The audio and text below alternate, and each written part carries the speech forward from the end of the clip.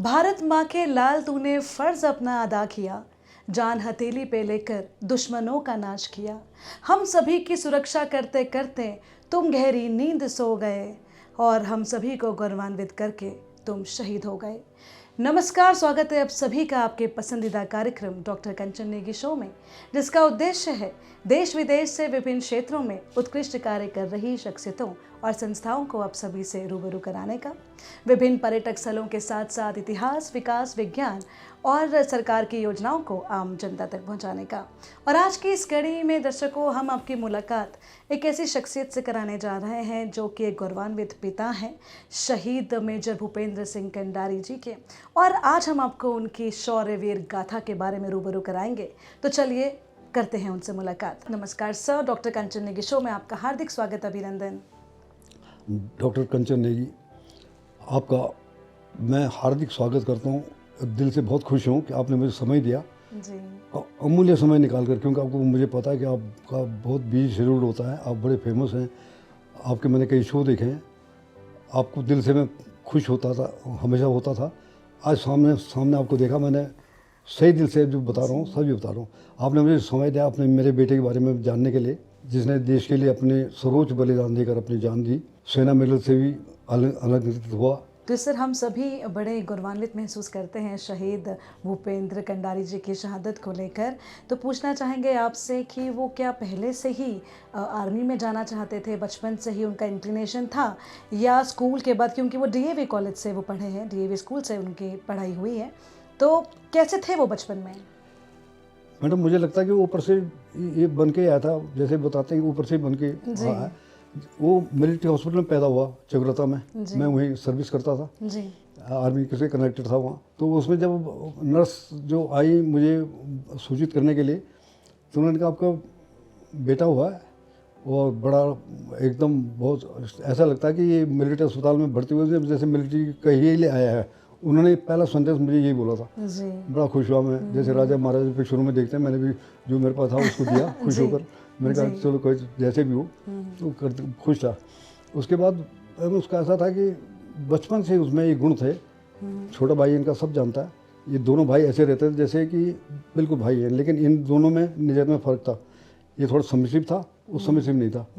वो जहाँ भी जाता लीडरशिप और सब कुछ करता था, डेयरिंग, डैशिंग, ये उसमें ये भावना थी सब जगह। जैसे कि आप देख ही रहे हैं, शहीद मेजर भूपेंद्र कंडारी सेना मेडल का प्रेरणा स्रोत स्मृतियाँ हैं। ये सब करीब करीब मैं आपको दिखा चुका हूँ। ये हम दोनों हैं माँ बाप बेटे के, ये पूरी फैमिली है, ये भी फैमिली है। ये इनका स्मारक, इनके स्मारक के बारे में बता दूँ कि पूरे देश में इनके 10 स्मारक हैं, JNK से लेकर यहाँ तक अभी तक 10 या 12 स्मारक हैं। देहरादून में 5 हैं। और अगर ट्रेनिंग की बात करें सर, तो जैसे आर्मी में ट्रेनिंग बहुत एक अहम रोल प्ले करती है। वो आपको और ज़्यादा सशक्त करती है, एम्पावर करती है, और आपको सारी आर्मी के बारे में जितनी टेक्निकलिटीज़ होती हैं वो सब आपको इंडियन मिलिट्री अकेडमी बताती है। तो उस समय के कुछ उन्होंने आपके साथ कुछ इंसिडेंट्स शेयर करे होंगे, या ट्रेनिंग के बारे में कुछ बताया होगा आपको, तो वो मैं चाहती हूँ हमारे दर्शकों के साथ आप साझा करें। मैम, मैंने इतने क्लोजली उनकी ट्रेनिंग देखी है। उसका रीज़न क्या था कि मैं खुद ही ऑडिट अफसर था आर्मी का जी। इनकी बटालियन जो थी, बटालियन कमांडर भी मुझे अच्छी तरह जानते थे। तो अगर मुझे उनकी ट्रेनिंग क्षेत्र में भी जाना पड़ जाता था, मुझे कोई रोकता नहीं था। तो पहले सभी कहने लगे कि ये थोड़ा डेयरिंग है, डैशिंग है, और थोड़ा अपनी चलाता है, जो इनके जो एडजुटेंट वगैरह जो बोलते थे जी। तो फिर मैं इनको बोलता था कि भाई जरा ठीक ठाक, मुझे ऐसी शिकायत तुम्हारी मिल रही है। वो हमें सुधारा उन्होंने। तो मुझे लगने लगा कि कहीं ऐसा ना हो कि ये वहाँ पर भी कुछ ऐसे करते हों तो कुछ गड़बड़ ना हो जाए। लेकिन हुआ क्या है, सब इसको चोट भी लग गई। वहाँ एक डिच पार करती है, 9 फीट डिच होती है, उसको क्रॉस करना पड़ता है, ट्रेनिंग के पार्ट ऑफ ट्रेनिंग। तो नीचे गिर गए, उसमें एयरलाइन फ्रैक्चर हो गया। 4-5 महीने तक हॉस्पिटल में रहे जी। तो खैर ये तो कोई बात नहीं। उसके बाद जब वो गए फिर दोबारा ट्रेनिंग करने के लिए, जो बची हुई ट्रेनिंग थी, तो जो 3-4 महीने हॉस्पिटल में रहे थे उसको तो कंप्लीट करना ही करना था उनको, क्योंकि आर्मी में कमीशन तभी मिलेगा जब पूरी आइटम सब कंप्लीट होंगी। तो ये करना कर, तो उन्होंने सोचा कि इनको कंसेशन देते हैं, कुछ कोई बात नहीं, रिलैक्सेशन देते थे। जब रिलैक्सेशन की बात की, उन्होंने बिल्कुल नहीं, मुझे रिलैक्सेशन नहीं चाहिए, मैं सब कंप्लीट करूँगा। तो उन्होंने कहा फिर दोबारा चोट कोई बात नहीं, मैं घर चला जाऊँगा, लेकिन मैं कंप्लीट करूँगा, मैं ऐसे नहीं जाऊँगा। उन्होंने सब कंप्लीट किया। अब रहा क्रॉस कंट्री रेस होती है जी। पता नहीं कितने किलोमीटर की होती है। तो उन्होंने कहा, उनको ये था कि अब तो दौड़ नहीं पाएंगे, तो जो एडजुटेंट था या कमांडर उसकी तरफ, सीओ की तरफ से ये था कि भाई इनको थोड़ा रिलैक्स कर देना, कहीं पर पॉइंट पे जगह जगह चेकिंग होती है, तो चेकिंग पे उनको दिखा देना जब भी जो उनका प्रोसीजर होगा। इसने बोला मुझे कुछ नहीं करना, मैं दौड़ूंगा। हालांकि सबसे पीछे गया, लेकिन अपने विद इन टाइम जो जिस टाइम तक जाना था उस टाइम तक उसने क्रॉस किया। क्या बात है। लोग इतने खुश हो गए उनके बटालियन वाले जब ये पास आउट हुआ। तो मुझे कमांडेंट ने जी और इनके जो सीओ था उसने मुझे बुलाया। मैं तो डर रहा था कि कहीं ऐसा ना हो कि इसकी, ये कहते हैं बहुत अपनी चलाता है, कहीं गड़बड़ ना हो। उन्होंने कहा कि ऐसा बच्चा है, ये फौज के लायक बहुत शानदार है और हम इस पर गर्व करते हैं, आप पर भी गर्व करते हैं कि आपने अच्छा बेहतर किया। बिल्कुल। और सर क्योंकि आर्मी में तो वही जज्बा चाहिए होता है, वो एक एनर्जी चाहिए होती है, पावर बैकअप चाहिए होता है। और मुझे लगता है कि हम ऐसे ही प्रदेश से आते हैं जिसको हम वीरों की भूमि कहते के नाम से जाना जाता है, देवों की भूमि है और योग भूमि है। तो मुझे लगता है शायद हम सभी उत्तराखंड वासी कुदरती एक प्राकृतिक तौर पर भी हम लोग ब्लेस्ड हैं कि हम अपने देश की सेवा के लिए हमेशा तत्पर रहते हैं। तो रही बात उनकी ट्रेनिंग की, उसके बाद जब उनकी पहली पोस्टिंग रही वो कहाँ पे रही और उसके बारे में आप जरा हमें बताएं। जब पोस्टिंग IMA का प्रोसीजर, तो मैडम आपको तो पता ही होगा क्योंकि आप ये डील कर रही है जी। जब पोस्टिंग होती है एक दिन पहले जिस यूनिट में अलॉट हो जाती है, जो यूनिट अलॉट होती है वहाँ से यूनिट वाले उनको कुछ पूरे अपने इक्विपमेंट वगैरह भेज देते हैं, क्योंकि ड्रेस हर एक अलग अलग होती है, बटालियन सबकी अलग अलग होती है। तो वो सब बैच के साथ, अब नया जो कैडेट निकला उसको क्या होता तो उसके लिए दो या तीन आदमी यूनिट की तरफ से, कोई एक अफसर और 2 जवान वो आते हैं। तो IMA में 1 दिन या 2 दिन पहले आ जाते हैं। अब IMA में जब आए तो IMA वाले क्या करते हैं कि जब लास्ट के 2 दिन रिलैक्स कर देते हैं, भाई तुम्हें वैसे घूमना बोलना तो घूमते रहो, लेकिन जब भी जाओ तो बता के जाओ ताकि तुम्हारे वेयर आउट्स पता लगते हैं। तो ये घर आए और सोचा कि अब तो कल सुबह तो हमारा होना ही होना है, पास आउट होना, चलो घर वैसे। अब वहाँ सोचा कि पूछे भी कि परमिशन किससे, ऑफिस तो बंद हो गए, पूछे भी किससे। वो अपने साइकिल उठाई और आ गए, घर में आए। तो वहाँ पर जो यूनिट से, जिनके बटालियन से जो आए हुए थे उस इक्विपमेंट लेकर उनका, तो वो कमांडर के पास, उनके पास गए, उनके बटालियन में गए कि भाई वो हमारे ये वाले अभी तो कैडेट ही थे वो, कि भाई वो कैडेट सब कहाँ है, क्योंकि पास आउट तो दूसरे दिन होना था वो कपड़े पहन के। तो बोले वो, अब वो ढूंढ होने लगी कहाँ है, पता नहीं चला कहाँ है। अब पता नहीं चला तो जितने भी उनके गेट हैं इधर उधर सब पे संतरियों को सबको बता दिया और सबको फैला दिया, भाई कहाँ चले गए, कहाँ ढूंढो, किधर है। किसी को ये नहीं पता कि इनका घर भी है इधर में, किसी को ज़्यादा किसी को पता था नहीं। तो करते ये शाम को चले गए कि अब तो टाइम हो गया, मैं चला जाता हूँ घर। वहाँ जब गए तो ये चुप कैसे जाने लगे कि कोई मुझे टोका टोकी ना करे। तो सिविल के जैसे कपड़े पहन के चले गए। तो गेट वाले ने रोक दिया, बोले आप कौन है? तो बोले मैं वो हूँ कि आप, उनके पास नाम लिखा हुआ था कि आप ये तो नहीं है? बोले हाँ ये हूँ। ऐसे जैसे अपराधी होता है, जैसे सीधा गए तो चुप उसको पकड़। तो बोले कि उन्होंने एकदम कम्युनिकेशन से सबको बता दिया कि ये आ गए, सब ले गए। वो जो एडजुटेंट थे उन्होंने बोला भाई आप बता के तो जाते कम से कम, क्योंकि अब दूसरे दिन तो अफसर बनना था, ज़्यादा कुछ बोल भी नहीं सकते थे। तब उनको पता लगा, इसलिए है कि उनको फिर यूनिट वालों ने अपना बताया, सब ब्रीफिंग भी करते हैं क्या करने का। तो जब ये दूसरे दिन पास आउट हो गए, बड़ा इतना खुश हुआ मैंने सोचा वो ये तो बेटा यहाँ पर है, वो बड़ा खुश था। मैं पास आउट हो गया, फिर हमने पिपिंग सेरेमनी करी, उसकी फोटोग्राफ भी है शायद उसकी। तो बहुत खुश हुआ। एक तो ये था। उसके बाद वो क्या क्या करते हैं सब कुछ करता हूँ। वहाँ भी वो लीड कर रहा था, वो टोपी उछालते हैं, क्या क्या करतब दिखाते हैं उसको। IMA भी उसने बहुत कुछ किया, ट्रैकिंग किया, साइकिलिंग किया, रिवर राफ्टिंग किया, ये जो लंबे टूर पैदल कहीं ट्रैकिंग वगैरह जाते थे, वो शौक भी रखते थे। बहुत किया। अच्छा, फिर वो जब कॉलेज में था NCC में था, सीनियर अंडर ऑफिसर रहा। रिपब्लिक डे परेड के लिए उस समय यूपी हुआ करता था, तो यहाँ उसके लिए भी सेलेक्ट हो गया था रिपब्लिक डे परेड के लिए। तो बेस्ट कैडेट भी था, बहुत बढ़िया कैडेट था और सब उसे बड़े खुश थे। सर ये जो हमारा पासिंग आउट परेड की यदि बात करें तो ये काफ़ी अच्छा एक बहुत प्राउड मोमेंट होता है, सिर्फ कैडेट के लिए ही नहीं बल्कि उनके अभिभावकों के लिए भी, रिश्तेदारों के लिए भी।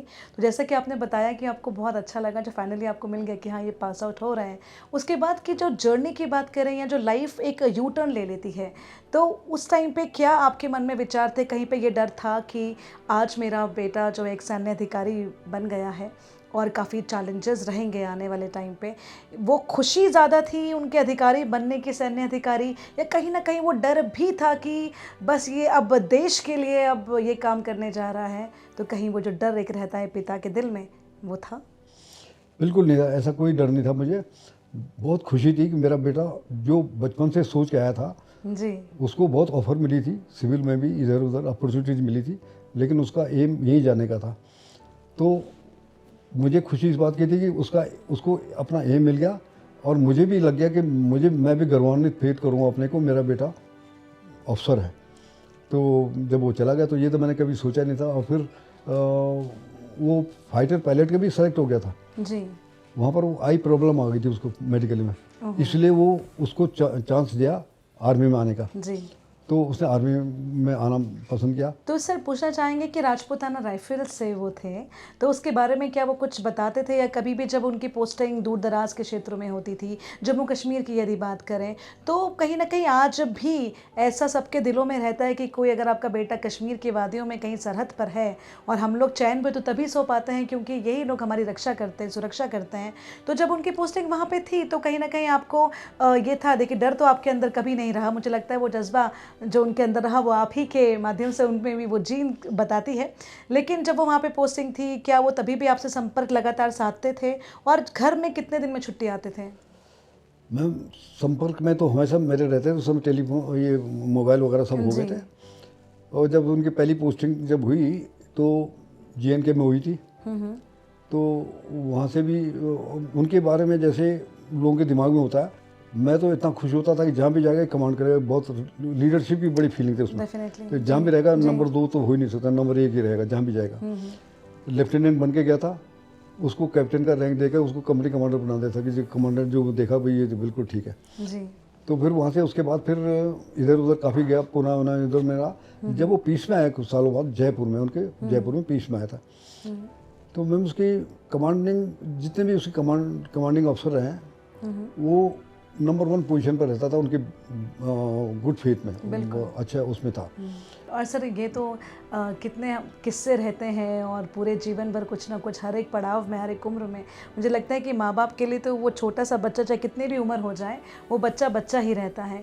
लेकिन हम सभी को बड़ा दुख है कि जब वो उन्होंने देश के लिए मतलब वो शहीद हुए, एक पिता के माध्यम से यदि देखें तो बड़ा अफसोस होता है कि पुत्र को खोया, एक जवान पुत्र को। लेकिन बड़ा एक गौरव वाली बात है कि हम सभी के लिए, हम सभी इंडियन सिटीजन्स के लिए कि ऐसे शूरवीर हमारे देश में हैं जो कि हम सभी के लिए अपनी जान की बाजी लगा देते हैं, दुश्मनों को धराशायी कर देते हैं।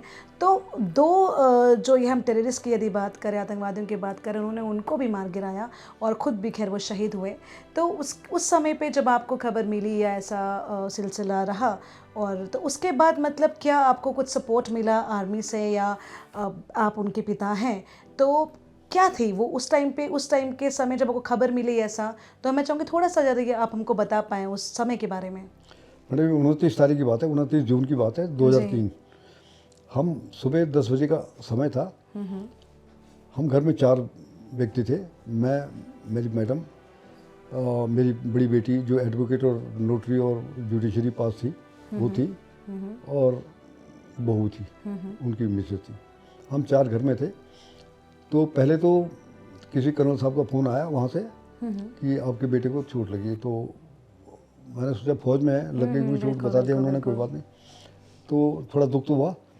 वो कहने के साहब अगर यहाँ आना पड़ जाए तो आप तैयार रह गए, मतलब हम आपको यहाँ आना पड़ जाए तो मैंने कहा ठीक है। मैंने वाइफ को बोला, मैंने कहा हो सकता है हमें जाना पड़ जाए, हम तैयारी करते हैं। तब तो ये सोचा था, ऐसा मेरे दिमाग में था ही नहीं कि वो ऐसा भी हो सकता है। ये हो गया। थोड़ी देर बाद फिर किसी का फ़ोन आया कि आपको कुछ खबर मिली। मैंने कहा नहीं। तब थोड़ा डर पैदा हुआ। तो उन्होंने सोचा कि हम क्यों खबर नहीं ऐसी। तो उन्होंने कहा जी हमें लगा कि थोड़ा सीरियस है वो। तो मुझे लगा कि सीरियस है तो सीरियस तो है। इनके बारे में तो डेथ के बारे में सोचा, मैं तो सोचता था ये तो अमर है, ये तो मर ही नहीं सकता। तो मैंने उसके बाद उनका सीओ का फ़ोन आया कि साहब सीओ साहब बात करना चाहते हैं। मैं तब समझ गया मामला गड़बड़ है। तो सीओ साहब तो जैसे उनकी लैंग्वेज होती है, उनको सेट लैंग्वेज होती है, किस तरह से पेरेंट्स से बात करते हैं ऐसे टाइम पर, उन्होंने कहा ये अपनी तरफ से बातें की और फिर आप धैर्य रखिए, हम आपके साथ हैं, ऐसे 2-4 सेंटेंस बोले। तो मैं तो खैर फोन सुन ही रहा था, तब तक मैंने एडजस्ट कर लिया था अपने को। वाइफ ने सुना, वाइफ तो बेहोश हो गई। बेटी भी मेरी थी, बेटी बहुत बहुत प्यार करती थी अपने भाई से, वो भी कब बेहोशी समझ लो हो गई। वो हमारी जो वो थी उनकी मैडम थी, वो ज़्यादा बेहोश नहीं, वो मेरी तरह ही थी, जैसे नॉर्मल मैं था वैसी थी करीब करीब। तो उन्होंने सांत्वना देना शुरू कर दिया कि मम्मी पापा जैसे भूपी थे वैसे मैं का रोल करूँगी, ये करेंगे। चलो मैंने कहा चलो अच्छा, भावना तो ठीक है। ये बात थी। यदि हम सरकार के सपोर्ट की बात करें या जो मरणोपरांत उनको सेना मेडल से भी अलंकृत किया गया, तो उस समय के बारे में यदि कुछ बता पाएंगे आप कि क्या रहा था, कैसे आपको उनसे ये आपको बुलाया गया मरणोपरांत, और क्या कुछ सेना मेडल के बारे में आप कुछ बताना चाहेंगे? मैडम, इस बड़ी दुख भरी बात है। मैं तो डिफेंस से ही कनेक्टेड रहा हूँ जी। कहते हुए मुझे अच्छा नहीं लगता, लेकिन ये प्रोसीजर डिफेंस वालों का थोड़ा मुझे अटपटा सा लगा कि जब बेटा शहीद हो तो और मैरिड हो तो उनके वार विडो के अलावा पेरेंट्स को भूल जाते हैं, नेगलेक्ट करते हैं उनको। कुछ मुझे आज तक किसी कंडोलेंस लेटर नहीं आया GS कन्नारी नाम से, सिर्फ उनके नाम से आता था, बोलते थे पेरेंट्स को हमारी कंडोलेंस दे देना। जी। Chief of the army staff general बीच थे उस टाइम, उनका भी आया था, लिखा मेरे लिए ही था लेकिन एड्रेस उन्हीं को था। जी। इस तरफ से आता। और फिर होता क्या है कि जिसको लेटर आ रहा वो अपना चले जाते हैं, अपना एड्रेस चेंज कर देते हैं। जी। वो ऑफिशियली चेंज करवा देते हैं, सारी चिट्ठियाँ वहाँ चलती हैं, हमें कुछ पता नहीं। अब जहाँ तक सेना मेडल की बात है, सेना मेडल मेरे बेटे को उसके इमीडिएटली बाद मिल गया था। जी। और मिला तो उसको तो बिल्कुल सेरेमनी के साथ मिलता है, इज्जत के साथ मिलता है। बिल्कुल बिल्कुल। तो कब किसने किसको इज्जत दी, किसको मेडल दिया, हम मुझे पता नहीं। मुझे 3-4 साल के बाद पता चला कि मेरे बेटे को सेना मेडल मिला हुआ। तो जब मुझे यकीन नहीं आता, मुझे कोई बोलता था कि आपके बेटे को मिला हुआ है, मैं सोचता मजाक कर रहा है, ठीक है। चलते चलते फिर आता था कि लोग ऐसे क्यों बोल रहे हैं। तो फिर मुझे पता नहीं किसी ऐसे रिलायबल सोर्स से पता लगा कि वो वाकई सर्विस मिला हुआ।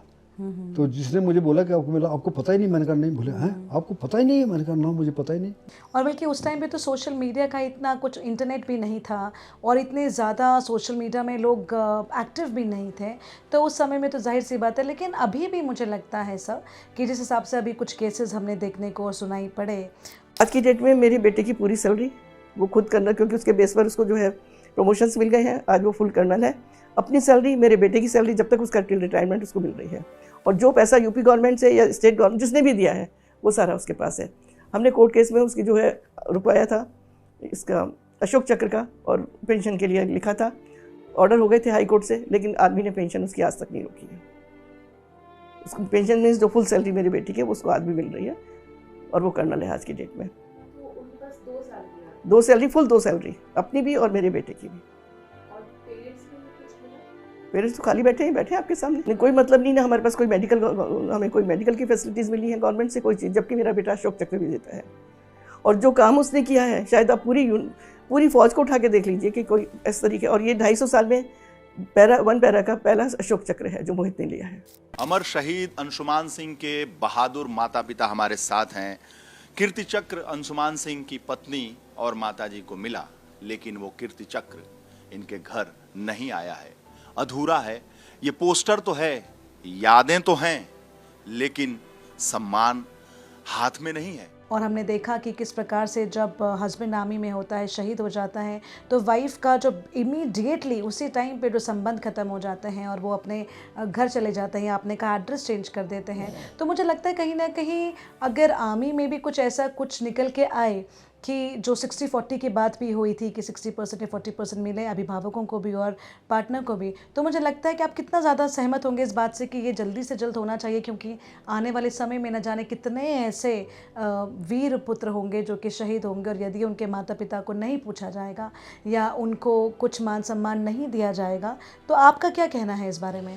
मैडम, मेरे दिमाग में बड़ा स्पष्ट आइडिया है जी। आइडिया ये है कि जो पत्नी, हमारे मेरे बेटे की पत्नी जो अभी वार विडो है, उसको पूरा सब कुछ मिल गया। उसको वार विडो कोटे से कमीशन मिल गया, आर्मी में ऑफिसर है, रीमैरिज भी कर ली, पेंशन बेटे की पूरी ले रही है, अपनी भी पे ले रही है। हस्बैंड तो खैर संपन्न है ही, लेकिन इसमें थोड़ा कमी ये है कि पेरेंट्स को इग्नोर नहीं करना चाहिए। लेकिन उत्तराखंड गवर्नमेंट का मैं शुक्रगुजार हूँ कि ये मुझे बहुत इज्जत देते हैं। अभी क्या हुआ कि चीफ मिनिस्टर से मिलने गए थे, अभी करीब 1 महीना भी नहीं हुआ, जी जी चीफ मिनिस्टर से मिलने गए थे। तो जब फोटोग्राफ के लिए वहाँ पर आए, उनके रेजिडेंस पर गए थे, तो काफ़ी लोग होते हैं, सभी जाते हैं, तो सबके साथ करते रहे। तो बाकी उन्होंने बोले एक इनके साथ मेरे अलग से हो जाए, तो फिर भी लोग हटे नहीं। फिर उन्होंने बोले हट जाओ, खुद ही बोलना पड़ा उनको, जी। इधर जाओ, मैं एक के साथ करूँ।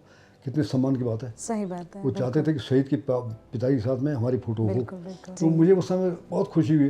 पैसे क्या करना, पैसा नहीं चाहिए, हमें इज्जत चाहिए बिल्कुल। और सम्मान से। आज मैं कहता हूँ मेरा बेटा यहाँ पर, ये छोटा वाला यहाँ पर है, इसको भी ये भी बहुत गौरवान्वित फील करता है जब कोई इसको बोले कि शहीद का छोटा भाई है। नमस्कार, मैं मेजर शहीद भूपेंद्र सिंह कंडारी का छोटा भाई डॉक्टर शैलेंद्र सिंह कंडारी हूँ।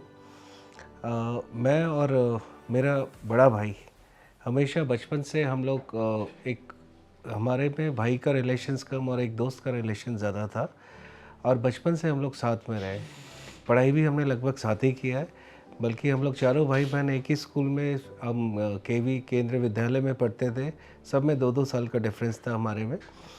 तो बचपन से ऐसी यादें हैं जिनको भुलाया नहीं जा सकता।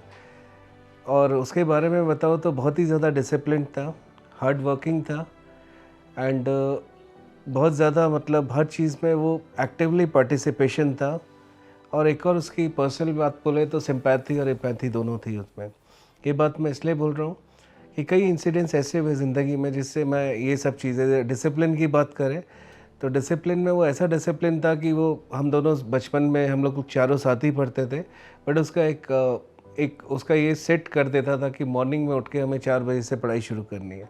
मेरा इंटरेस्ट हो ना हो, वो दूसरों का इंटरेस्ट नहीं देखता था, बट अपने उसमें कमांडिंग एक नेचर था कि सुबह उठना है, तो मैं भी उसके साथ उठता था। फिर उसके बाद गोल ओरिएंटेड था हमेशा, एक ऑफिसर बनना है तो बनना है। तो वो बचपन से ही उसके दिमाग में उसकी जो भी काम करता था, वो लीडरशिप, जैसे अभी पापा ने भी बताया कि उसके काम सारे ऐसे ही रहते थे कि पढ़ना है तो पढ़ना है, इंटरव्यू की तैयारी करनी है तो करनी है। और उसको कहीं भी कोचिंग के लिए, जैसे उस समय आपके कर्नल राय होते थे और पहले जो इंस्टीट्यूट होते थे, उनमें वो कैसे भी जाके एडमिशन्स करा लेता था। मतलब ज़्यादा मम्मी को पापा तो ज़्यादातर भारी रहे हमारे, और मम्मी के साथ ये था कि मम्मी भी ज़्यादा पता नहीं था उनको, तो ये अपने आप ही सर्च करता था इस तरह के इंस्टीट्यूट, और अच्छे से उसने तैयारी की। और तैयारी करने के बाद ये था कि मुझे ऑफिसर बनना ही है, तो उसने CDS का एग्ज़ाम दिया। उसके बाद अच्छी मेरिट में आया। अच्छी मेरिट में, जैसे पहले भी बताया था कि एयरफोर्स के लिए सिलेक्शन हुआ था, लेकिन स्लाइट मायोपिया की वजह से वो जो है आर्मी में चला गया। नहीं बिल्कुल, और शहीद मेजर भूपेंद्र कंडारी जी का तो नाम हमेशा अमर रहेगा ही, और हम सभी के दिलों में अमर रहेगा, क्योंकि जो उन्होंने अपनी जान की परवाह ना करके हम सभी के लिए जो कुछ किया है, वो मरते दम तक हम लोग में से कोई भी नहीं भुला पाएंगे। और आपसे उनके बारे में जानकर बहुत अच्छा लगा सा, और हमें लगता है कि हमारे इस प्लेटफॉर्म के माध्यम से हम दर्शकों को भी ये बताएं कि जो आर्मी के ऑफिसर्स हैं, चाहे वो जवान हैं, चाहे वो एक सैन्य अधिकारी है, सभी एकजुट होकर हमारे देश को बचाने का काम कर रहे हैं, और उनके लिए तहे दिल से सल्यूट है।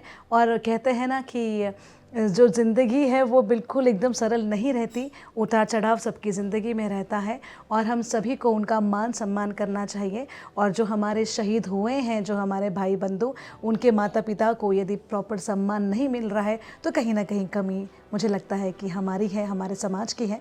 तो दर्शकों से यही उम्मीद है कि आप भी, जितने भी लोग शहीद होते हैं या आर्मी में हैं, उनके लिए जहाँ पे भी आपको मिले तो एक सल्यूट, आपके हाथ अपने आप सल्यूट करने के लिए उठ जाए, तो शायद मुझे लगता है कि हम सभी समाज में सकारात्मकता लेके आएंगे, और सभी के लिए एक तहे दिल से एक रिस्पेक्ट हम लोग शो कर पाएंगे। बलिदान तुम्हारा ये देश कभी नहीं भूलेगा, और आपकी वजह से हम सभी यहाँ पे सुकून की सांस ले पाते हैं, वो हमेशा अमर थे और अमर है। So a tribute to major Bhupendra Singh Kandari from the team Uttarakhand heritage media.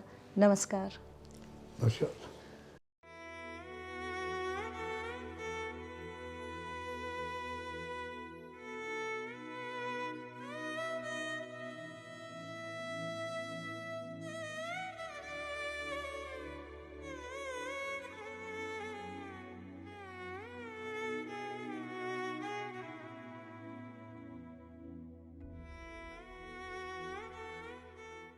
ये हम सभी जानते हैं कि आज का समय बेहद ही कॉम्पिटिटिव है, प्रतिस्पर्धा से भरा है।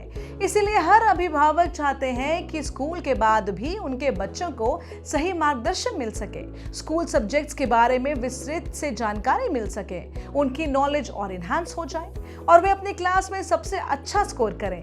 लेकिन दिक्कत तब आती है जब अच्छा पढ़ाने वाला नहीं मिलता, दूर दूर जाना पड़ता है बच्चों को, जिसकी वजह से बच्चों का आधा समय आने जाने में ही वेस्ट हो जाता है। नतीजन बच्चा थक जाता है और कंसंट्रेशन से नहीं पढ़ पाता। इसीलिए हम लेकर आए हैं आपकी समस्याओं का एक समाधान, यानी doctor Kanchan's ABS coaching hub for all classes, boards and subjects, all under one roof, जहां सभी सब्जेक्ट्स के एक्सपर्ट्स और डेडिकेटेड टीचर्स संवारेंगे आपके बच्चों का कल और बनाएंगे उन्हें सफल। Because Success starts here.